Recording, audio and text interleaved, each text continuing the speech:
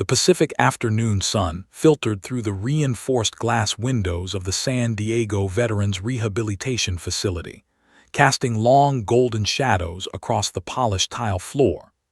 Commander Sarah Mitchell sat motionless in her custom titanium wheelchair, positioned in the corner of the recreation room where she could observe everything without drawing attention.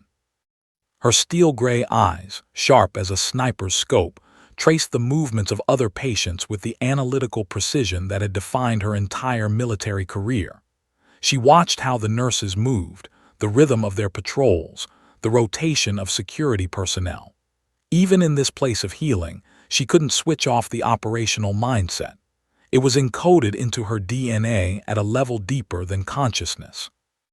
3 years, 4 months, and 17 days had passed since the IED explosion in the mountains of Kunar Province, Afghanistan.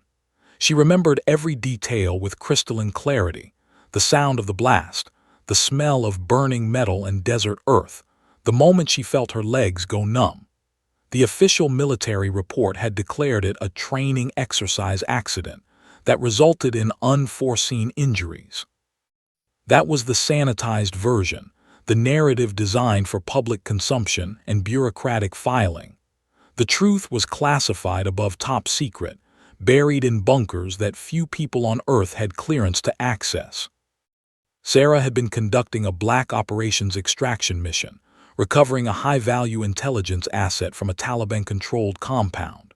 The operation was supposed to be a standard in-and-out, executed by her 12-person SEAL Team 7 unit. But intelligence had been compromised. Someone had sold information to the enemy, and when Sarah's team rappelled from the helicopter into the compound's courtyard, 200 fighters were waiting. The firefight lasted 43 minutes. 11 of her teammates died. Sarah took 3 rounds, one in her left shoulder, one grazing her ribs, and one that severed her spinal cord between the L3 and L4 vertebrae. By all medical reasoning, she should have died on that mountain, bleeding out into the Afghan dust like so many warriors before her. But Sarah Mitchell had never been good at following expected outcomes.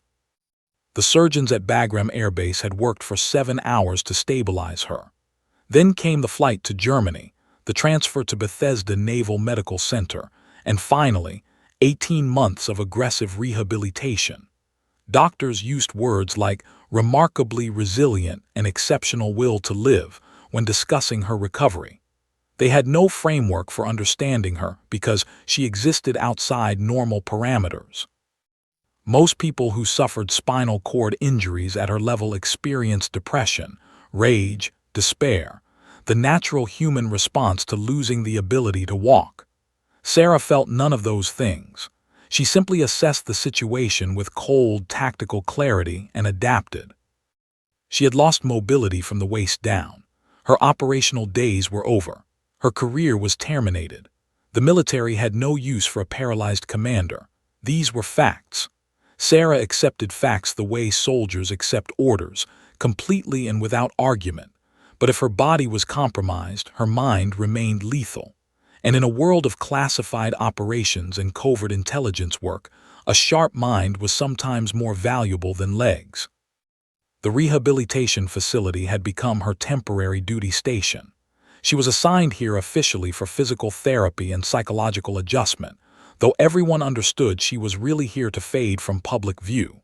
Former operators who knew too much, who carried classified knowledge in their heads that couldn't be easily retired, sometimes needed to disappear into civilian life. Not prison, not punishment, just strategic removal from visibility. Sarah was here to become a ghost, a memory of military service that Americans could feel good about while moving on with their lives. And she was excellent at being a ghost. The other patients recognized her only as Sarah, a polite, quiet woman who participated in therapy sessions without complaint and spent her free time reading or staring thoughtfully out windows. The staff treated her with the careful sympathy they extended to all long-term residents. There were moments of automatic pity in their eyes, the pity that came from seeing a young woman's body broken and knowing she would never walk again.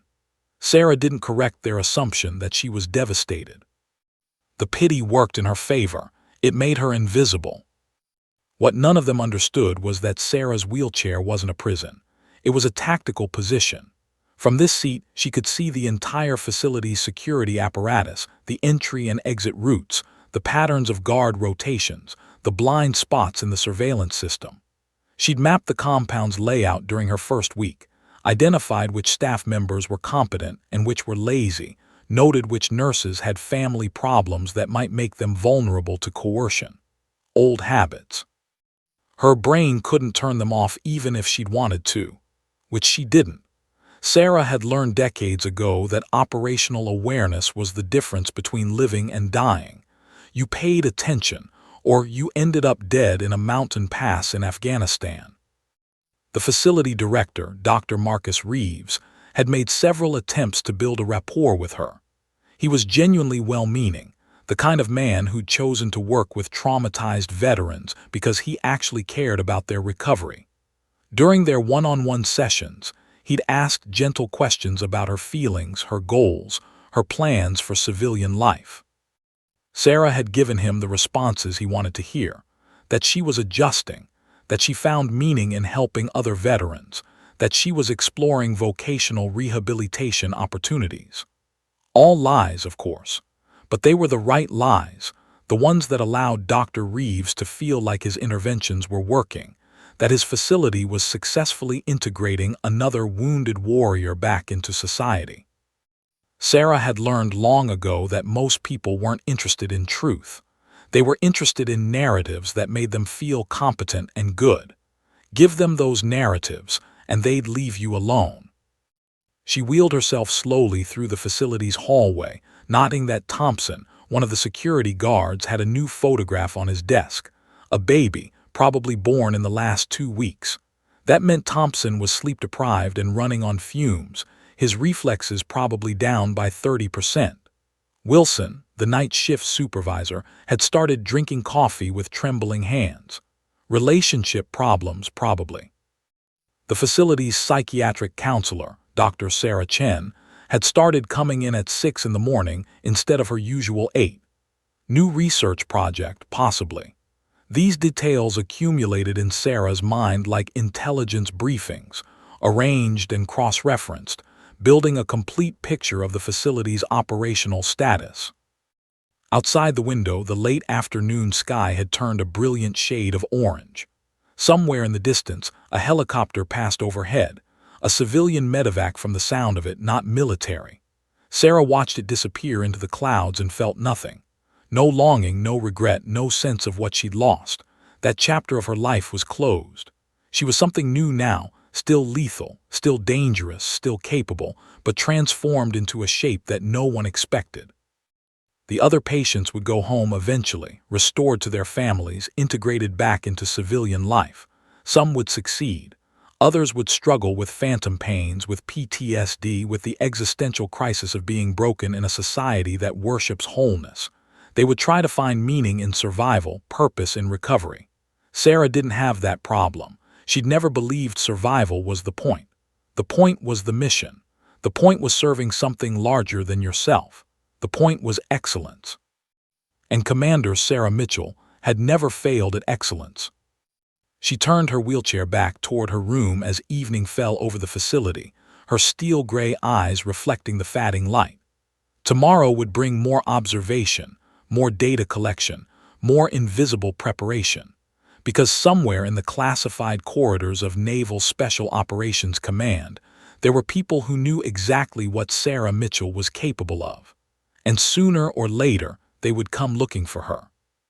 When they did, she would be ready. The morning had started like any other Wednesday at the San Diego Veterans Rehabilitation Facility. Sarah had attended her physical therapy session at 9 o'clock, where she'd worked with therapist Marcus Johnson on maintaining her upper body strength. The exercises were routine, weights, resistance bands, balance work, performed with the same methodical precision she brought to everything. Marcus always commented on her exceptional progress, though he didn't understand that Sarah wasn't working toward the normality he envisioned for her. She was working toward something else entirely, something he lacked the clearance to understand. By noon, she'd returned to her room and settled into her usual afternoon routine, reading classified intelligence briefings that mysteriously arrived in encrypted digital form, analyzing tactical scenarios in her head, and observing the facility's operational patterns from her window. She was midway through a report on emerging drone technology when the first alarm bells sounded. Not literal alarms, but the subtle shift in facility energy that indicated something unusual was happening. The recreation center had been scheduled for a community outreach event that afternoon. A local veterans advocacy group was hosting a discussion panel on military rehabilitation services. Sarah hadn't planned to attend. Public events weren't her preference. But when she heard the commotion escalating in the hallways around 2 o'clock, raised voices, security radios crackling with alert codes, she decided a personal reconnaissance mission was warranted. She wheeled herself silently toward the recreation center, moving with the practiced stealth of someone who'd spent decades learning to disappear in plain sight. What she found was controlled chaos. Approximately 50 protesters had gathered outside the recreation center's main entrance, their presence announced by signs, shouted slogans, and a level of organized aggression that suggested this wasn't spontaneous. Sarah immediately began analyzing the group's composition and tactical organization. She identified a core leadership element, maybe 8 to 10 individuals who were coordinating the others, directing foot traffic, positioning people for maximum visibility. The signs themselves were professionally printed, suggesting funding from an organized advocacy network. The protesters' chants had a rehearsed quality, delivered in synchronized waves that indicated prior training. No more wars, no more lies. Soldiers' bodies pay the price. Military-industrial killing machine. Accountability now. Sarah recognized the rhetoric. She'd been briefed on a dozen anti-military activist networks operating along the California coast. These were true believers, the kind of protesters who operated from genuine conviction rather than casual curiosity. That made them both more dangerous and more predictable. Predictable meant she could model their likely behavior patterns. Dangerous meant they might do something reckless in pursuit of their ideological goals. The facility's security team, led by Director Reeves, was attempting to manage the situation with professional calm. They'd closed the main entrance and were directing attendees around to the side entrance. Security personnel were positioned strategically, not aggressive but clearly visible. This was crowd management 101, presence without provocation. It was competent work, though Sarah noted 3 tactical vulnerabilities that would matter if the protest escalated. She positioned her wheelchair near the recreation center's east wall, partially obscured by a potted plant, giving her an unobstructed view of the main action. Her hands rested on the wheelchair's armrests, appearing relaxed, but her muscles were coiled with the kind of readiness that came from 2 decades of military service. She was here to observe, to gather intelligence, to understand the group's true intentions. Part of her was genuinely curious whether this would escalate into actual violence. Part of her hoped it would. A peaceful protest was information gathering. A violent one was an operational test. The afternoon wore on, and the protest maintained its energy level but didn't intensify. Activists chanted, held signs, occasionally blocked entrance paths before being redirected by security. It was irritating to the facility's operations but largely harmless. Sarah was beginning to assess that this was exactly what it appeared to be, an ideological statement without tactical objectives. Then everything changed. A man emerged from the protest's core group, late 20s, intense eyes, the kind of burning conviction that came from true belief rather than casual activism. His name was Derek Monroe, though Sarah wouldn't learn that until later when police reports identified him. What she registered immediately was his behavioral pattern: elevated aggression markers, wide stance indicating aggressive readiness, hand movements that suggested he was working himself towards some kind of action threshold. She'd seen this before. She'd watched men cross the line from peaceful protest into violence. This man was approaching that threshold. Derek's eyes scanned the recreation center's entrance, analyzing entry points and security positions.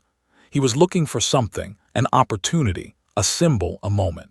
Then his gaze locked onto Sarah's position near the wall, and she saw the moment of recognition flash across his face.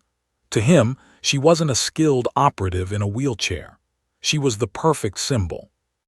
She was a broken soldier, a victim of military violence, a walking, or rather, rolling, indictment of everything he believed the military represented.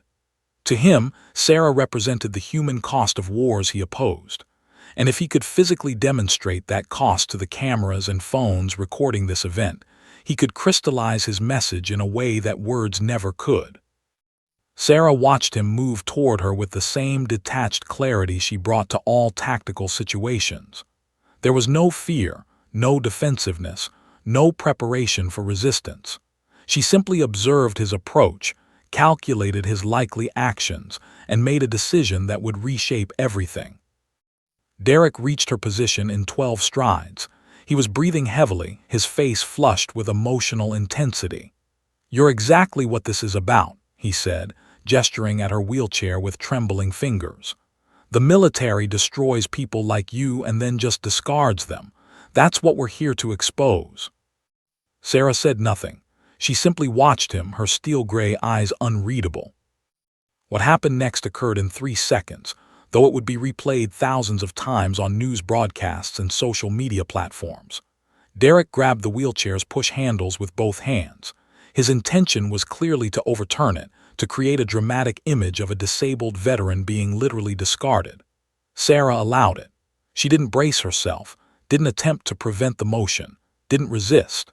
She simply released the tension in her body and let gravity and momentum do their work. The wheelchair tipped sideways. Sarah's body fell with it, hitting the tile floor with enough force to create a sharp, audible impact. For a fraction of a second, pain registered, not from the fall, which her body was entirely conditioned to tolerate, but from the pure tactical calculation of what she was allowing to happen. The cameras caught everything. The moment of the wheelchair overturning. The moment of her body hitting the ground. The moment of Derek standing above her, shouting about military accountability, his face twisted with righteous conviction. Security personnel rushed toward her immediately, but Sarah's fall had taken only a second. She was already analyzing the immediate aftermath, the response patterns, the media implications. She could hear phones capturing video, could sense the energy shift in the crowd as they realized what they'd witnessed. This was the moment, the image that would define her in the public consciousness. The symbol that would be transmitted across the country, interpreted 1,000 different ways, transformed into a narrative about wounded veterans and systemic neglect. Derek Monroe was pulled away by security, still shouting, still convinced he was exposing injustice. Dr. Reeves knelt beside Sarah, his face pale with concern. "Sarah, are you hurt? Can you move? We're calling an ambulance." Sarah looked up at him from the floor, her expression perfectly calibrated to suggest shock and pain while her mind remained completely clear. "I'm okay," she said softly, her voice trembling with artificial distress. "I'm okay, just help me up." But in her mind, in the locked chambers of her operational consciousness, she was already 3 steps ahead. She understood what this moment would become. She understood its power. And she understood that she had just set something in motion that would eventually pull her back into the world she was supposed to have left behind. The wheelchair was righted. She was helped back into it. An ambulance was called. And as she was wheeled toward the medical examination area, Sarah Mitchell's carefully constructed ghost of anonymity began its inevitable transformation into legend. The video went viral at 3:47 p.m. Pacific Time on a Wednesday afternoon in March. By 4:15 p.m., it had been viewed 1.2 million times. By 6:00 p.m., it had been shared across every major social media platform. By midnight, it had eclipsed 47 million views, and the number was growing exponentially every minute. The angle was perfect, taken from a phone held by a facility visitor who'd captured Derek Monroe's assault from start to finish in crystal clear HD. The moment of the wheelchair tipping, the moment of Sarah's body hitting the tile floor, the moment of Derek standing above her with his face twisted in self-righteous anger. It was the kind of footage that didn't need interpretation. It told a story that Americans already understood. Yet another wounded veteran, vulnerable and alone, being brutalized by people who didn't respect their sacrifice. The narrative assembled itself with remarkable speed. By Thursday morning, every major news outlet had run the story. CNN led with disabled veteran assaulted at San Diego facility. Fox News framed it as anti-American protesters attack wounded hero. MSNBC contextualized it within broader conversations about veteran support and social division. The New York Times ran an investigative-style headline, "Inside the San Diego facility, what happened when activism turned violent?" Within 18 hours, the story had transcended news coverage and become a cultural moment. Politicians immediately seized the opportunity to demonstrate their patriotism. Senator James Mitchell, no relation to Sarah, though the coincidence wasn't lost on observers, appeared on 3 morning shows before 9:00 a.m. Friday, calling for federal charges against Derek Monroe and demanding a comprehensive investigation into security at Veterans Affairs facilities nationwide. Representative Maria Garcia released a statement pledging to introduce legislation increasing security funding for rehabilitation centers. The president's press secretary issued a formal statement expressing outrage at the assault and promising swift justice. Every political figure in America suddenly understood that this issue was a winner. Patriotism was a safe bet, and defending wounded veterans gave them moral high ground that couldn't be challenged without appearing callous. Sarah Mitchell, the woman at the center of the storm, remained silent. She lay in the facility's medical wing, officially under observation for potential spinal complications from the fall, though the medical staff found nothing physically wrong with her beyond minor bruising. She gave no interviews. She made no public statements. When visitors occasionally appeared, local news reporters, activists offering solidarity, concerned citizens bearing flowers, the facility's administration graciously but firmly declined on her behalf. Commander Mitchell is still processing the traumatic incident, Dr. Reeves explained to journalists. We're prioritizing her psychological recovery and privacy during this difficult time. The use of her military rank was accidental, but it added a layer of credibility to the narrative. She wasn't just a patient, she was a commander. She wasn't just injured, she was traumatized. The public constructed an increasingly elaborate mythology around Sarah in her absence. Online communities debated her psychological state, her rehabilitation prospects, her future quality of life. Women's groups claimed her as a symbol of systemic abuse. Military advocacy organizations held candle-lit vigils outside the facility. A GoFundMe page that someone created in her name raised $2.1 million in the first 72 hours, intended for her recovery and future care. The money sat in a trust account, untouched, accumulating interest. From her hospital bed, Sarah consumed all of this data with the same analytical precision she'd applied to tactical briefings for 20 years. She'd requested internet access to monitor news coverage, ostensibly to understand the public response to the incident. In reality, she was conducting a masterclass in narrative construction. She watched how different demographic groups interpreted the video differently. She noted which outlets emphasized her disability and vulnerability versus those that highlighted her military service. She analyzed the psychology of the outrage, understanding exactly which emotional triggers were firing in the public consciousness. This was the beautiful mathematics of modern media. Feed the right images to the right audience, and they would construct exactly the narrative you wanted them to construct. The irony was that they were completely correct. She was a decorated military officer. She had been assaulted. She was a symbol of something important. They just didn't understand the full context, that none of this was accident, that every element of this narrative had been carefully choreographed by the woman lying in the hospital bed, her expression perfectly calibrated to suggest pained stoicism. On Friday morning, she received a visitor that the facility's logs would later show never officially existed. Admiral James Blackwell, head of Naval Special Operations Command, arrived in a nondescript sedan at 5:45 a.m. before facility staff rotations changed. He was escorted directly to Sarah's private room by Dr. Reeves, who'd been given a single phone call and asked not to ask questions. Blackwell was a compact man in his early 60s, with the bearing of someone who'd made hard decisions in hard places and lived with the consequences. He stood at the window for 30 seconds without speaking, watching the facility's grounds begin to awaken with morning light. When he finally spoke, his voice was quiet, almost conversational.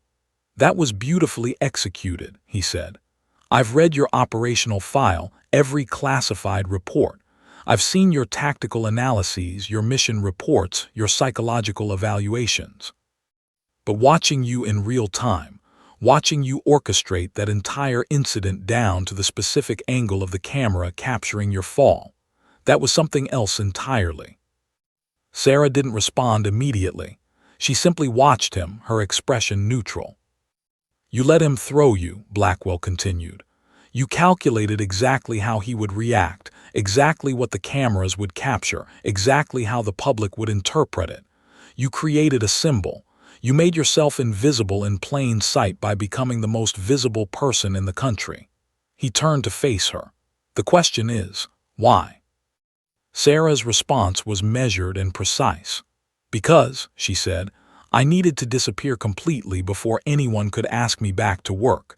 And the only way to disappear completely is to become exactly what everyone expects to see: a broken veteran, a victim, someone the public wants to protect, not someone they're afraid of." Blackwell nodded slowly. "We have a problem," he said, and proceeded to explain about the 4 captured intelligence operatives in Yemen, the 72-hour timeline, the impossible extraction, and the reason he'd come to see a wheelchair-bound commander in a rehabilitation facility at 5:45 in the morning. He didn't ask if she was capable. He didn't suggest she reconsider her retirement. He simply laid out the facts and waited. Sarah listened to every word, her mind already mapping operational parameters, tactical approaches, resource requirements. Somewhere deep in her chest, beneath layers of professional discipline and calculated emotion, something awakened.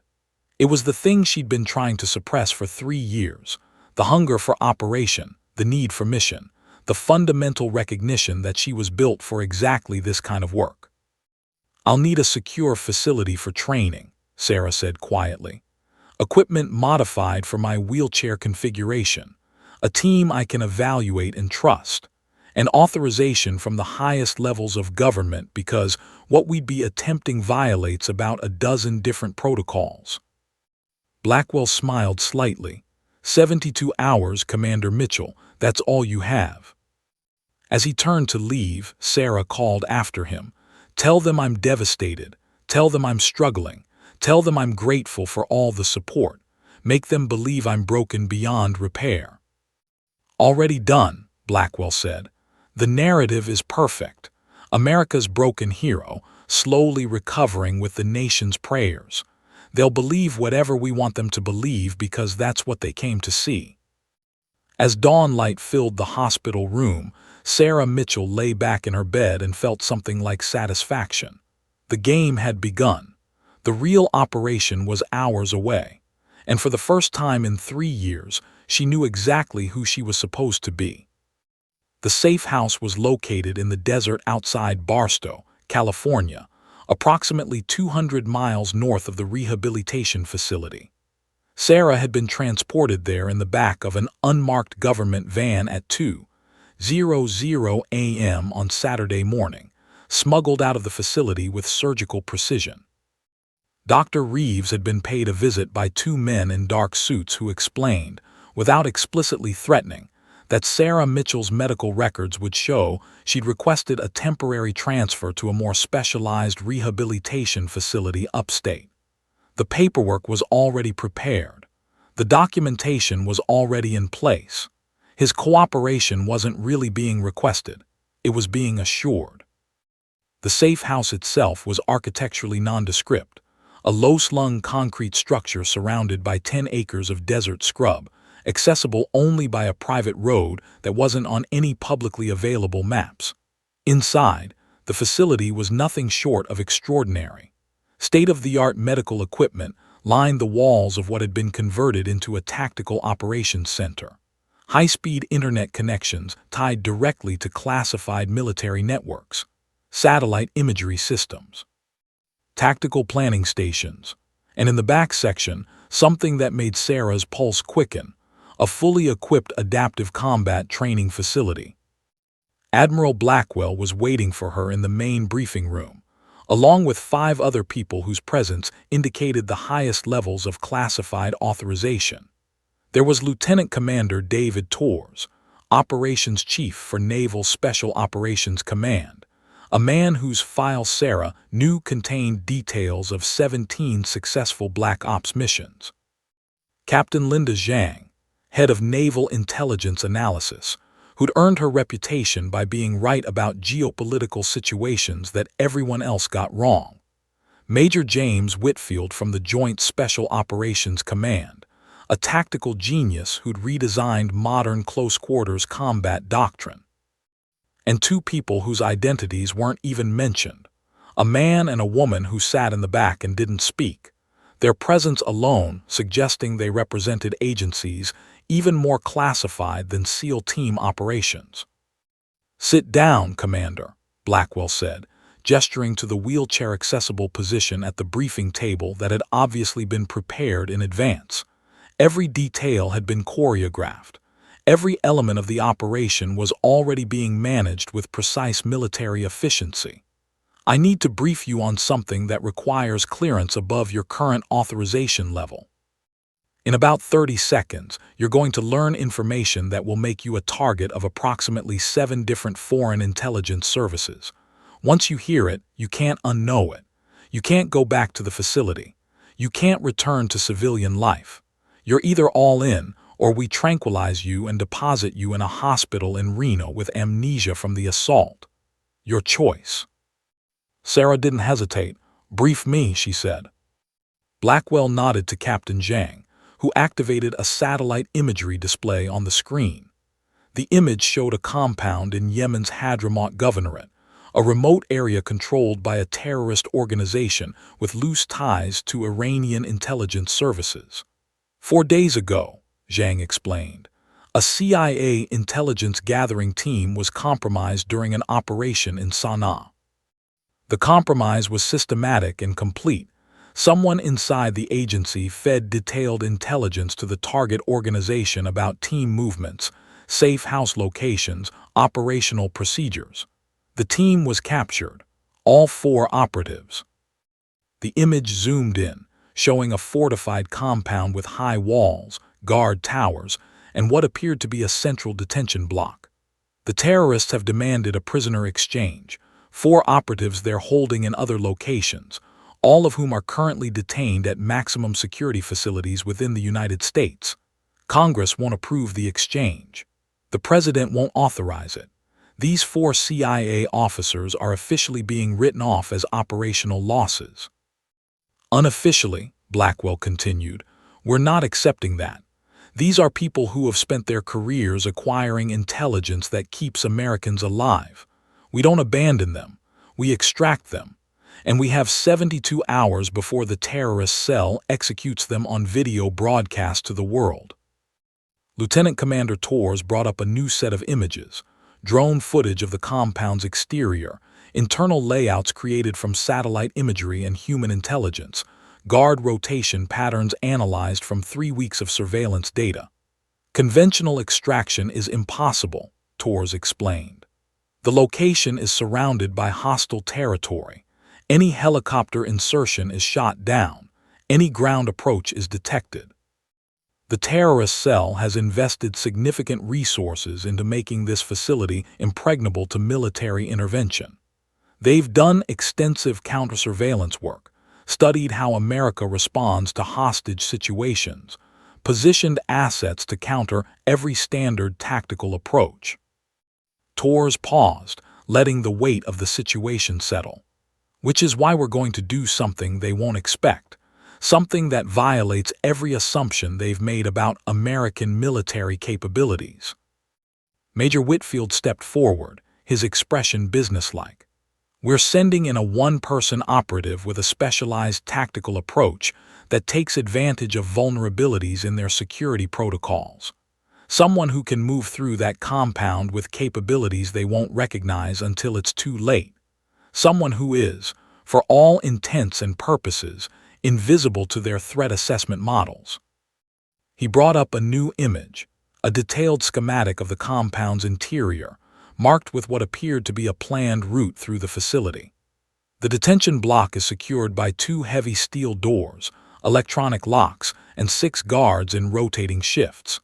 A standard entry team would trigger alarms, initiate hostage execution protocols, and result in all 4 operatives being killed within minutes.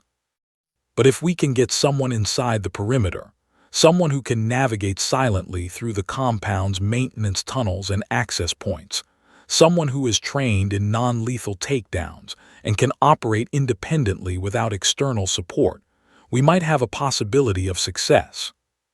Sarah watched the schematic update, watched as the planned route indicated movement through service corridors, electrical conduits, and maintenance access points that most soldiers wouldn't even recognize as viable pathways. She understood what they were proposing. She understood the extreme difficulty level, the near-impossible tactical requirements, the massive operational risk. She also understood exactly why they needed her. "You're going to ask me to do this in a wheelchair," she said quietly. It wasn't a question. "Not in a wheelchair," Blackwell corrected. "In modified tactical equipment designed specifically for your enhanced mobility requirements. The wheelchair is for public consumption. What we've developed, what's in the facility behind us, is something else entirely. It's not a disability accommodation. It's a tactical advantage." For the next 4 hours, they briefed her on every aspect of the operation. The weather patterns in Yemen, the guard rotation schedules, the psychological profiles of the terrorist cell's leadership, which indicated they followed predictable patterns of behavior at specific times of day. The technical specifications of the electronic locks, which had a known vulnerability if accessed from the internal circuit panel rather than externally defeated. The intelligence on the captured operatives, their names, their backgrounds, their families, the reason they mattered enough to risk this impossible extraction. The primary captured operative was Dr. James Richardson, a CIA analyst who'd spent 15 years building intelligence networks in the Middle East. His wife was a pediatrician. They had 2 children. The second operative was Sarah Chen, no relation to the facility's psychiatrist, a signals intelligence specialist with an eidetic memory for complex patterns. The third was Marcus Walker, a former Navy SEAL turned intelligence officer who'd voluntarily left the teams to pursue intelligence work. And the fourth was Elena Vasquez, a linguistic specialist who could identify regional dialects and communication patterns with uncanny accuracy. "These people matter," Blackwell said simply. "And more than that, what's happening here, the systematic compromise of our intelligence infrastructure, suggests a mole at the highest levels of the CIA. Someone is feeding operational intelligence to hostile foreign actors. Someone inside the agency is working against us. These 4 operatives might have information about who that mole is. We need them alive to interrogate. We need them alive to maintain operational continuity. And we need to send a message that America doesn't abandon its people, no matter how difficult the extraction becomes." Sarah absorbed every detail, her mind cataloging information, building operational models, identifying contingencies. The tactical problem was genuinely complex. The risk was genuinely massive. The likelihood of success, by conventional military assessment standards, was somewhere below 5%. Most operators told these odds would acknowledge the impossibility of the task. Sarah Mitchell simply said, "When do we start training?" "Now," Blackwell replied. "You have 72 hours to master equipment you've never seen before, develop a mission plan that violates every conventional tactical doctrine, train with a team that doesn't exist and will disappear after this operation, and prepare yourself psychologically for an extraction attempt that might very well be the last thing you do before dying in a Yemeni desert.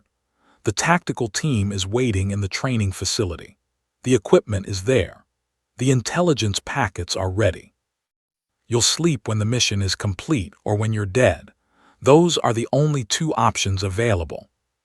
Sarah wheeled herself toward the back of the facility, toward the training area where her resurrection was waiting. As she moved, she felt something that 3 years of rehabilitation had suppressed, the absolute certainty that she was exactly where she needed to be, doing exactly what she was meant to do. Everything in her life had been leading to this moment. The injury, the retirement, the carefully maintained anonymity, the orchestrated assault that had made her disappear into public mythology. It had all been preparation for this single 72-hour window, where she would become the operative that America's enemies couldn't even imagine facing. Behind her, Admiral Blackwell watched her disappear into the training facility and allowed himself a small smile. They'd made the right choice recalling her. Whatever doubts he might have harbored about using a disabled operator were about to be completely vindicated. By the time Sarah Mitchell was finished with this operation, the entire landscape of modern special operations would have fundamentally shifted. The tactical equipment didn't look like a wheelchair. That was the first thing that became apparent when Sarah entered the equipment laboratory at 300 hours on Saturday morning. What it resembled instead was a hybrid between a high-end mobility system and a piece of advanced military hardware. The frame was constructed from carbon fiber and titanium alloys, lighter than traditional wheelchairs but infinitely stronger. The wheels were oversized, designed for rapid propulsion across varied terrain, desert sand, rocky outcrops, smooth concrete floors. But the real engineering was in the system's technical specifications. The chair integrated advanced sensor arrays that fed real-time environmental data to a heads-up display mounted inside the modified helmet Sarah would wear. Thermal imaging capability, night vision integration, distance measurement systems. The chair's propulsion system used electromagnetic motors that were nearly silent, allowing for movement through tactical environments without acoustic signature. And beneath the seat, integrated weapon mounting systems could accommodate specialized firearms configured for operation while seated. "I've been developing this system for 5 years," explained Dr. Patricia Okonkwo, the lead engineer on the Adaptive Warfare Project. She was a woman in her mid-50s with the bearing of someone who'd spent her entire career solving problems that military procurement officials insisted were impossible. Every piece of adaptive equipment that existed before was designed to accommodate disability, to help disabled people function in a world designed for able-bodied people. This is different. This is equipment designed around the reality that a disabled operator might have specific advantages that we're not utilizing because we're thinking about disability as limitation rather than transformation. Sarah spent 3 hours learning the technical specifications, the weapon integration systems, the sensor interfaces, the propulsion controls. She understood immediately that this wasn't just equipment. It was an extension of her operational capability, integrated so seamlessly that it would become part of her body's sensory apparatus within hours of use. Dr. Okonkwo explained the theory behind haptic feedback systems, how vibrations through the chair's frame would communicate environmental data directly to her nervous system, allowing her to sense things: proximity to obstacles, thermal signatures of personnel, changes in terrain elevation, without conscious processing. By 600 hours, Sarah was in the equipment testing bay, learning to move through the chair with the efficiency that would define her operational capability. The bay was constructed to simulate the compound in Yemen, similar wall heights, similar door configurations, similar spacing between obstacles. She pushed herself forward, feeling the chair respond with absolute precision. The electromagnetic motors provided perfect torque control. The wheels gripped surfaces with exceptional traction. And as she moved, the sensor data began populating in her visual field, layers of information overlaying physical reality. The tactical team began arriving at 700 hours. 12 operators from SEAL Team 7, all of them combat-hardened veterans who'd served alongside Sarah in previous operations. Marcus Reaper Sullivan was the senior enlisted, a man who'd been on the Afghanistan operation where Sarah was injured. He'd watched her get hit, had carried her to the extraction helicopter, had held her in his arms as the bird lifted away from that mountain. Looking at him now, seeing the skepticism flicker across his face when he realized Sarah would be leading this operation, Sarah understood what needed to happen. Physical contest, she said without preamble. Hand-to-hand combat simulation. You, me, no weapons. Best 2 of 3. If you win, I step aside and Blackwell finds someone else to lead this operation. If I win, you trust my operational decisions completely for the next 72 hours without question or hesitation. Marcus was silent for a moment, then nodded. The other operators gathered around the practice mat, watching with expressions that ranged from curiosity to barely concealed doubt. Sarah wheeled herself to the center of the mat. Marcus approached, moving with the careful deliberation of a man trying to predict an opponent's capabilities, while knowing almost nothing about how they'd adapted to their injury. What happened in the next 90 seconds changed everything. Sarah moved with explosive power that none of the operators had anticipated. From her seated position, she generated momentum by pushing herself upward in a controlled rotation, using the chair's design as part of her tactical apparatus. Marcus attempted a takedown that would have worked against most stationary opponents.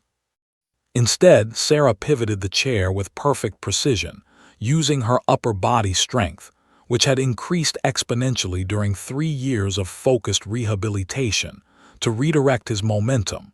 He hit the mat hard. Round 2 went slightly longer, with Marcus employing a different strategy, but the outcome remained identical.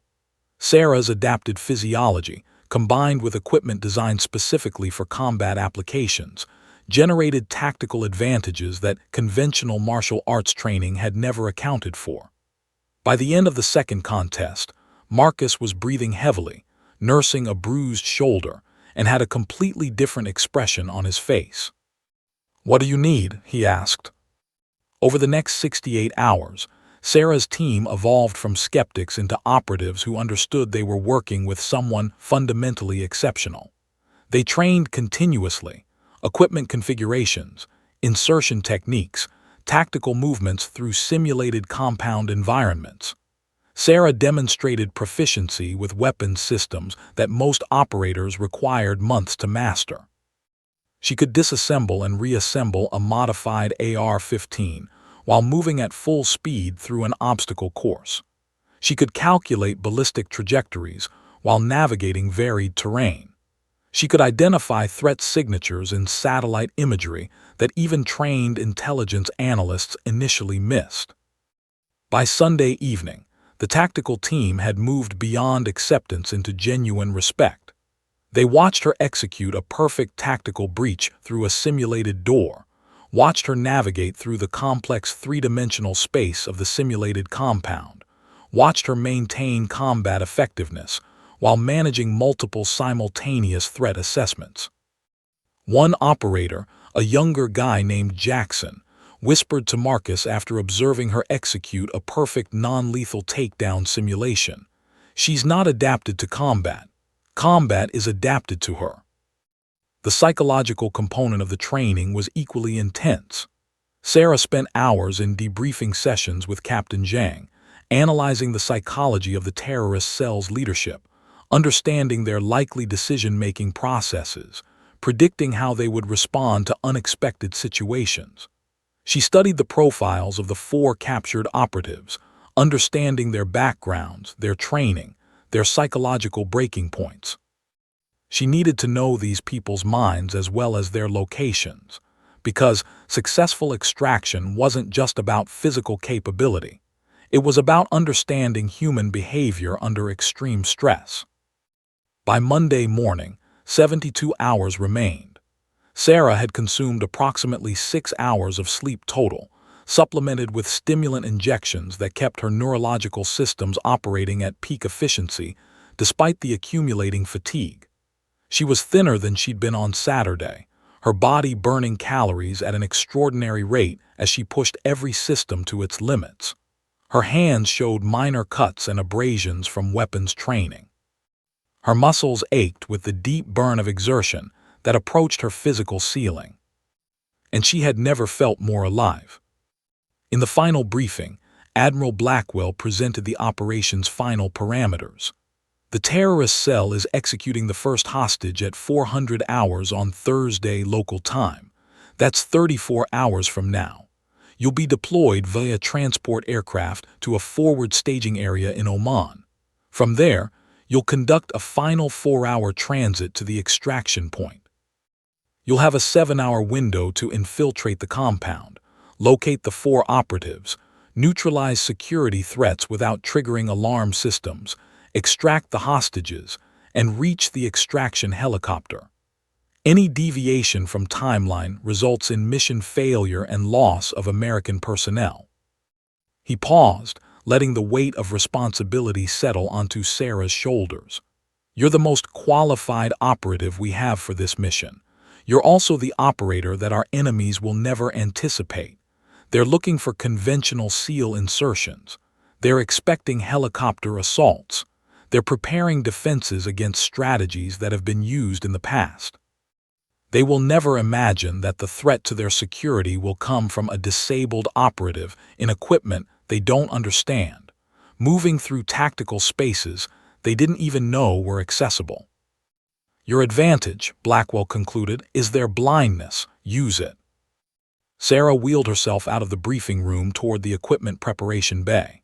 The tactical team was already there, performing final weapons checks, testing communication systems, verifying that every piece of equipment would function flawlessly in the Yemeni desert. She looked at the faces around her, the operators who'd gone from skepticism to absolute faith in her capability. She looked at the specialized equipment that represented 5 years of advanced military engineering. She looked at the intelligence packages containing detailed information about the compound, the guards, the hostages, the timing. Everything was ready. Everything was perfect. Everything came down to the next 34 hours. Sarah Mitchell closed her eyes and felt something ancient activate in her consciousness. Not fear, not doubt, not hesitation, but absolute operational clarity. She'd been built for moments like this. She'd been trained for decades to function at the intersection of impossible odds and extraordinary capability. Her disability wasn't a limitation she'd overcome. It was a transformation that had made her capable of something no fully able operator could accomplish. The resurrection was complete. The Yemeni desert was a study in extremes, scorching heat during daylight hours that could kill a person through dehydration alone, then bitter cold during the night that froze exposed skin. Sarah had experienced both during the transit from Oman, positioned in the cargo hold of a modified MV-22 Osprey that flew low enough to avoid radar detection while high enough to minimize the risk of ground fire. The 12 operators of her team were arranged around her in tactical formation, each man checking weapons systems and communication gear with the methodical precision of professionals who understood that inattention meant death. The landing zone was a flat stretch of desert approximately 3 kilometers from the target compound. The Osprey set down with minimal dust signature, and Sarah's team moved with practiced efficiency, establishing a perimeter while she conducted final equipment checks. The specialized tactical wheelchair had been loaded last, cushioned against the aircraft's vibrations. Sarah transferred into it smoothly, feeling the electromagnetic system's power up as her weight settled onto the seat. The heads-up display activated, overlaying thermal and visual data across her field of vision. The temperature was 41 degrees Celsius. Winds were negligible. Thermal signatures of the compound were exactly where intelligence projections had indicated they would be. Sarah conducted a final radio check with the team, verifying that all 12 operators were reading her as command authority. There was no hesitation in their responses. In 72 hours, they'd gone from skepticism to absolute faith. "Moving out," Sarah commanded quietly. "Navigation Protocol Delta, maintain spacing, watch for ground signatures, stay on comms." The journey to the compound took 47 minutes across terrain that would have been nearly impassable for conventional personnel. Sarah's modified wheelchair handled the variation expertly. The oversized wheels gripped sand, navigated rocky outcrops, climbed subtle elevation changes that would have stopped standard equipment dead. The other operators moved alongside her, covering her flanks, watching for threats that might emerge from the darkness.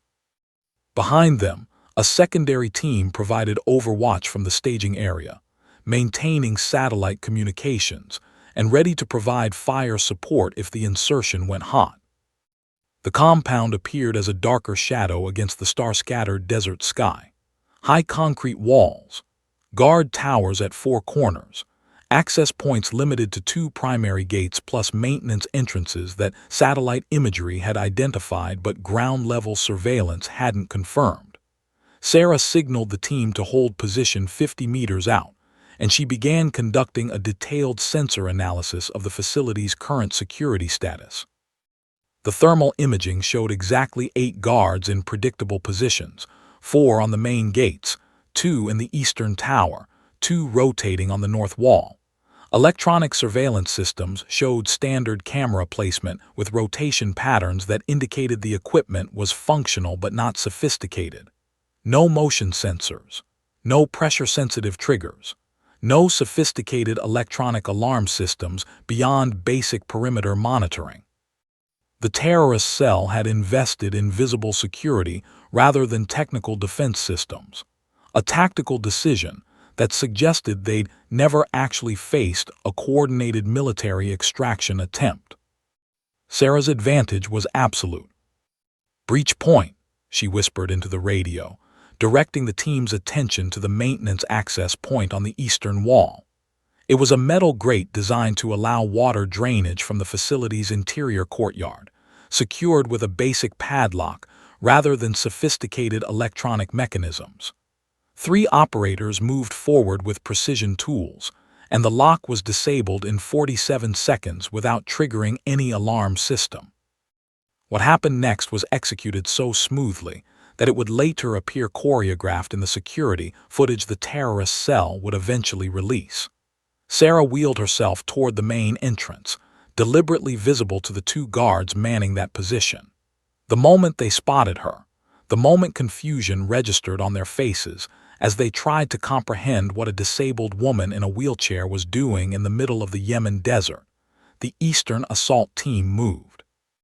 The first 2 guards never fired a weapon. Sarah's operators used specialized non-lethal projectiles, compressed air systems that delivered incapacitating doses without generating gunfire acoustics that would alert other security personnel. The guards dropped silently. The maintenance grate was pulled open. The assault team disappeared into the facility's maintenance tunnel system before the guards' bodies had stopped moving. Sarah maintained her position at the main entrance, visible and commanding authority, her presence serving as psychological disruption to the remaining guards. When the northern wall guard attempted to radio an alert, his voice simply cut off mid-transmission. Sarah's electronic warfare specialist had isolated the communications frequency and jammed the outgoing signal. The guard would keep trying to communicate for exactly 8 seconds before realizing something was wrong. By then, it would be too late. Inside the compound, the assault team moved through the maintenance tunnels with Sarah's real-time guidance. She maintained continuous satellite communications with the tactical center in Barstow, receiving updated intelligence on guard movements, pressure-tested the facility's internal security systems through her adaptive equipment's signal analysis capabilities, and provided moment-by-moment tactical updates to the team moving through the facility's interior. The level of situational awareness she possessed was unprecedented. She could see through walls using thermal imaging, could predict guard movements based on behavioral analysis, could identify the precise location of the detention block based on human intelligence combined with physical structure analysis. Detention block entry point, 60 meters, bearing 270, Sarah transmitted. Guard rotation pattern indicates 10-minute window. 1 operator remains here. 2 assault the electrical control panel. Remaining operators secure the detention cells. The team moved exactly as she directed. The electrical control panel was accessed through a service crawlspace. The electronic lock system was disabled from the internal circuit board rather than externally defeated, preventing any triggered alarms. The detention block door opened silently. Dr. James Richardson was in the first cell, weakened by 5 days of captivity but still conscious. Sarah Chen was in the second, her physical condition better than expected. Marcus Walker and Elena Vasquez were in cells 3 and 4. The operators moved with practiced efficiency, assessing physical condition, providing water and basic medical support, preparing the hostages for rapid extraction. The facility's response came exactly as Sarah had predicted. With communication systems jammed, the guards began a systematic search of the compound's interior. This was their critical mistake. They were looking for conventional threats, heavily armed assault teams, explosives, military hardware. What they encountered instead was Sarah Mitchell positioned at the main entrance, visible and alone, firing precise shots that incapacitated guards without triggering the lethal force escalation that would have resulted in hostage execution. 3 guards came at her from the main courtyard. Sarah's weapon system was integrated into the wheelchair's firing mechanism, allowing her to engage targets while maintaining full mobility control. She fired 3 times. 3 guards dropped, incapacitated by specialized projectiles that would leave no permanent injury but would render them unconscious for the next 8 hours. Behind her, the assault team was moving the rescued hostages through the facility's maintenance system toward the compound's eastern wall. The helicopter extraction point was 2 kilometers away. Sarah's team had 30 minutes to get the hostages mobile and moving across open desert before the terrorist cell could mount a coordinated response. The 2 guards at the maintenance grate had regained partial consciousness, but were still incapacitated. Sarah provided covering fire as the assault team emerged from the facility, the 4 hostages moving between protective operators, moving faster than their physical condition should have allowed because the alternative was death. The specialized tactical wheelchair proved invaluable during the extraction. Sarah maintained rear position, providing covering fire while the team moved toward the extraction point. Her integrated weapon systems allowed her to engage pursuing guards while still maintaining forward mobility. The terrorist cell's response was desperate and disorganized. They'd never trained for this scenario because they'd never imagined anyone would attempt an extraction in this manner. By the time the Osprey's rotors appeared on the horizon, the tactical team had traveled 2 kilometers, and the hostages were moving under their own power, running toward the helicopter with the absolute desperation of people who'd expected to die. The terrorist cell had lost 8 personnel to non-lethal incapacitation and had no comprehension of what had happened. Their security systems remained mysteriously non-functional. Their guards lay scattered throughout the compound, conscious but unable to move. Their intelligence asset, the 4 Americans they'd intended to execute, were gone. Sarah was the last to board the Osprey, providing overwatch as the aircraft powered up. The moment her wheels cleared the ramp, the helicopter began its ascent, climbing rapidly away from pursuing fire that came too late to matter. As the compound fell away beneath them and the desert stretched endlessly in all directions, Sarah finally allowed herself a single moment of absolute clarity. The operation had succeeded beyond every projection. The impossible extraction was complete. The classified documents began appearing on secure government networks at 6:47 a.m. Eastern Time on Thursday morning. Someone inside the Pentagon had made a deliberate choice to leak information that was marked above top secret. Operational details about the Yemen extraction, tactical specifications for the modified equipment, after-action reports filed by Admiral Blackwell regarding the mission's success, and most critically, the name and service record of the operative who'd led the extraction. Commander Sarah Mitchell, United States Navy SEAL Team 7. Within 45 minutes, the first news outlet received a package containing printed copies of these documents, along with a detailed explanation of what they contained. The source remained anonymous, but the motivation was clear. The American public deserved to know who had orchestrated the impossible extraction of 4 intelligence operatives from hostile territory. The American people deserved to understand that the woman they'd watched being brutalized on video was not a helpless victim, but one of the most accomplished military operators alive. By 7:32 a.m., the story had broken across every major news platform simultaneously. CNN interrupted regular programming with a banner headline, "Disabled Navy SEAL Commander LEAD's Daring Hostage Extraction." Fox News framed it as "Hero Operative Proves Military Excellence Transcends Physical Limitations." MSNBC ran the Sarah Mitchell story, from wheelchair assault to classified operation. International news outlets picked it up within minutes. The BBC led with "American Special Forces Commander Executes High-Risk Rescue Mission." The story had transcended national news and become a global phenomenon. The narrative inverted completely in less than an hour.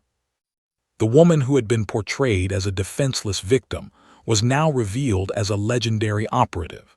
The assault that had seemed like an act of injustice was recontextualized as an attack on a highly trained soldier who deliberately submitted to it.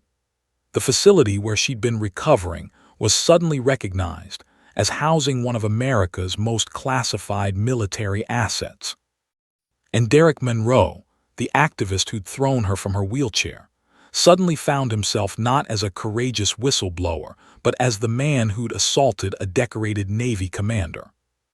Derek's arrest came at 9:15 a.m., just over 2 hours after the story broke. Federal agents arrived at his apartment with warrants charging him with assault on a federal officer, battery against a military servicewoman, and a dozen other federal offenses. The charges carried potential prison sentences exceeding 15 years.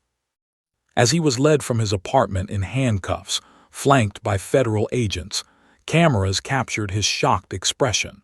The moment reality collided with his ideological convictions. He'd believed he was exposing injustice. He discovered instead that he'd assaulted someone far more dangerous and accomplished than he'd ever comprehended. The activist community that had supported him experienced immediate fragmentation. Some attempted to maintain that his political message was still valid, that his methods had simply been misguided. Others abandoned him entirely, recognizing that association with someone who'd assaulted a decorated military officer was politically toxic. The protest groups that had emerged to support the facility's closure and military accountability suddenly found their moral framework shattered. How could you protest military violence when the soldier you'd attacked had just risked her life to rescue 4 Americans from terrorist captivity? Admiral Blackwell appeared before Congress at 11:30 a.m., having been authorized by the President to brief key committee members on the operation's classified details. He presented a 30-minute overview that included satellite imagery of the compound, tactical specifications of the operation, post-extraction intelligence briefings, and a detailed explanation of Sarah's role as mission commander.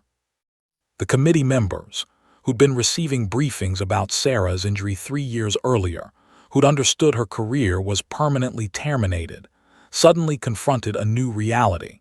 She wasn't a tragic casualty.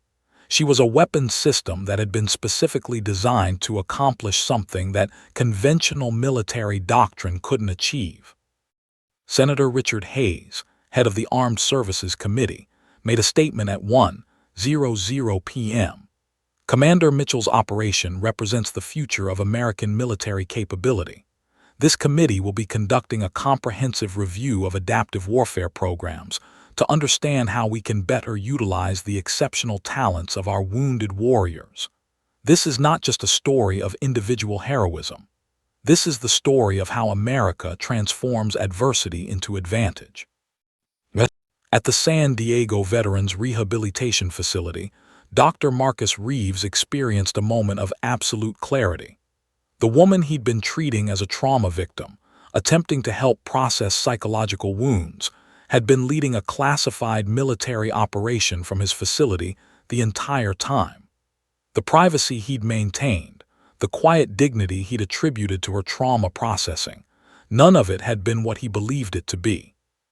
He'd been inadvertently housing a classified military asset without even knowing it.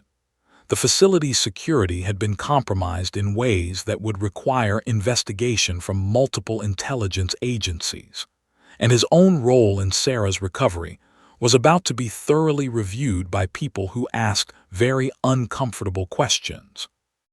International reactions ranged from skepticism to grudging respect. Russian intelligence analysts acknowledged in classified briefings that American special operations capabilities had apparently exceeded their previous assessments. Chinese military strategists recognized that adaptive warfare programs suggested a fundamental shift in how the U.S. might approach future conflicts. Middle Eastern intelligence services that had been affiliated with the terrorist cell simply disappeared from communication networks, their entire operational structure compromised by Sarah's successful extraction. The terrorist cell that had held the hostages experienced complete organizational collapse. The 4 Americans they'd intended to execute were being debriefed by CIA interrogators, providing detailed intelligence about the cell's leadership, funding sources, international connections, and operational procedures. The cell's commander issued a video statement claiming the extraction was an American propaganda operation, that the hostages had been liberated Americans rather than captured intelligence operatives. The statement convinced no one. The tactical reality was clear. America's military capability had proven superior, a disabled operative had led the operation, and the terrorist organization's security protocols had been thoroughly defeated. By 3:00 p.m. Thursday, nearly 9 hours after the initial leak, the story had fundamentally reshaped American discourse around military disability. News outlets that had run sympathetic profiles of Sarah as a tragic victim now ran profiles of Sarah as a legendary operative. Talk show hosts that had expressed outrage at her treatment now discussed the philosophical implications of her capabilities. Military analysts debated whether adaptive warfare represented the future of special operations, or whether Sarah Mitchell was simply an exceptional individual whose circumstances created an extraordinary narrative.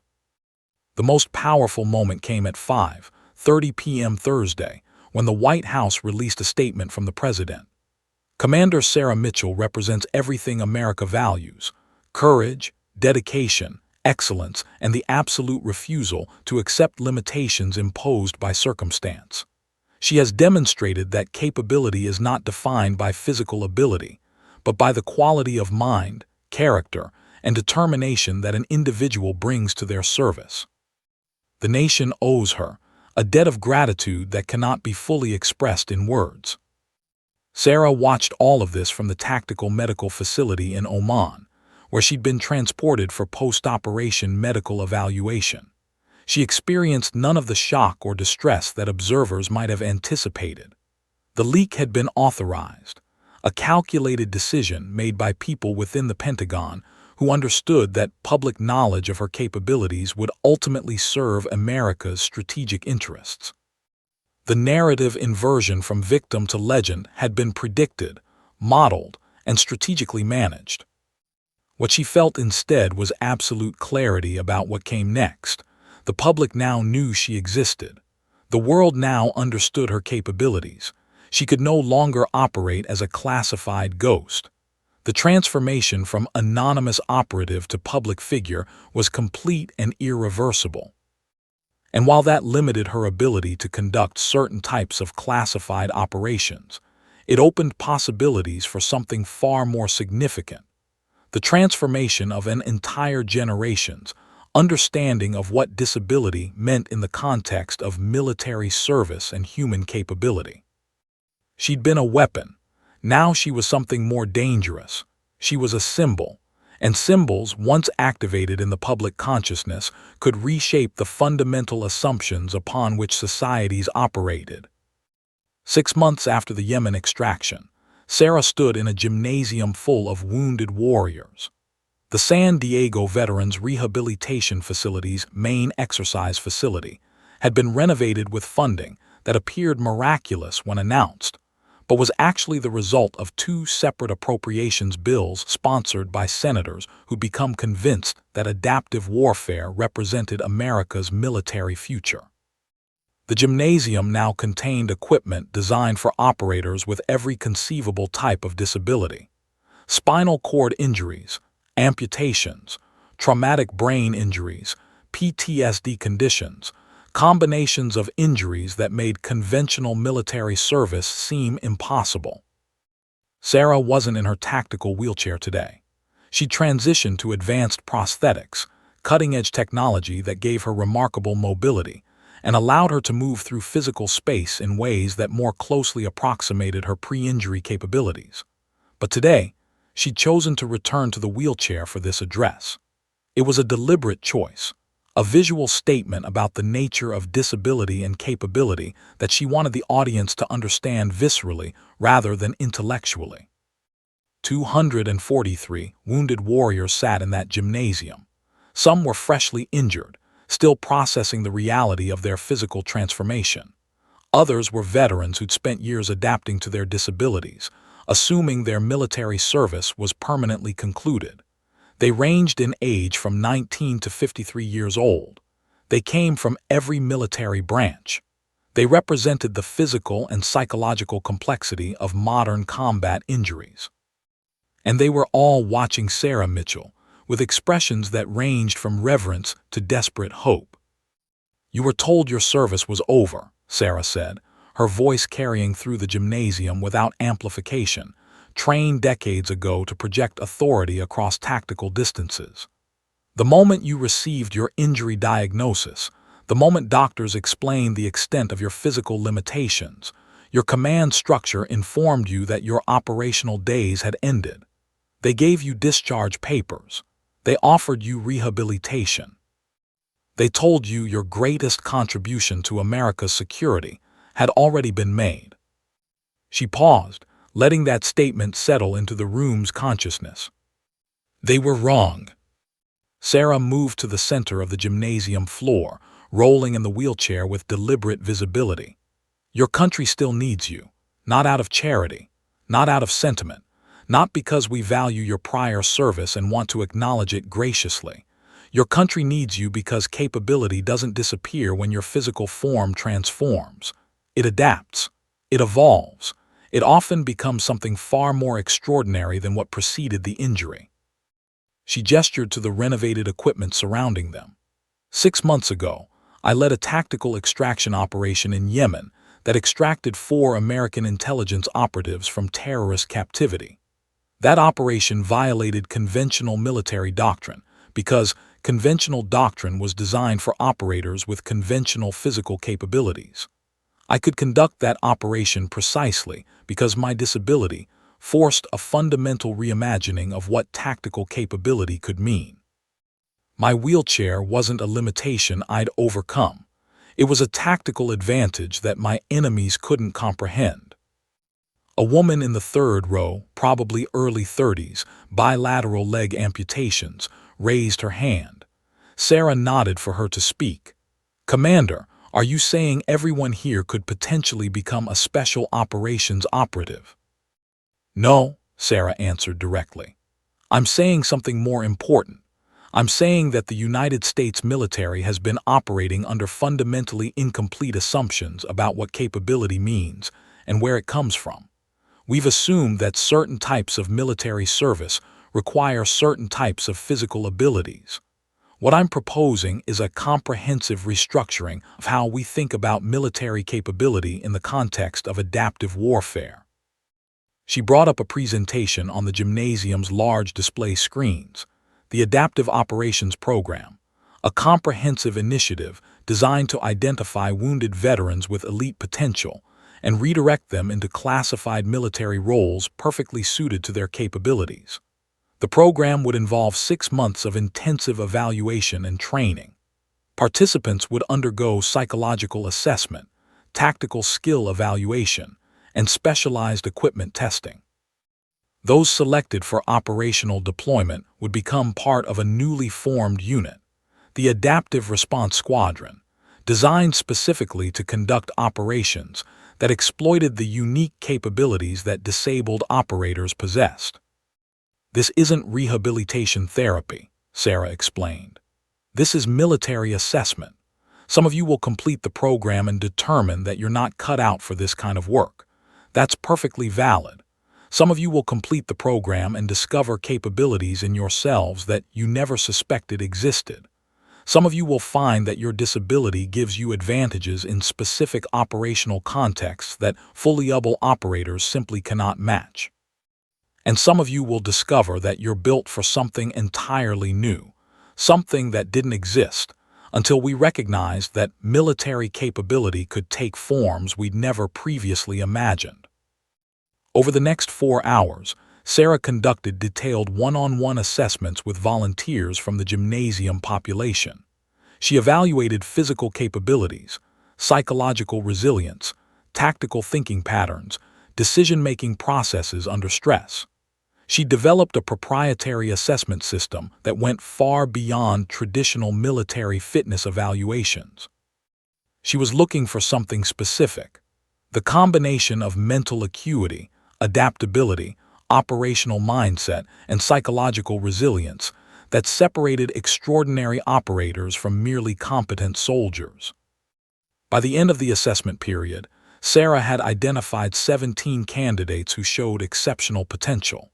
Among them was Marcus Walker, a double amputee from the Iraq War who'd believed his military days were irretrievably behind him.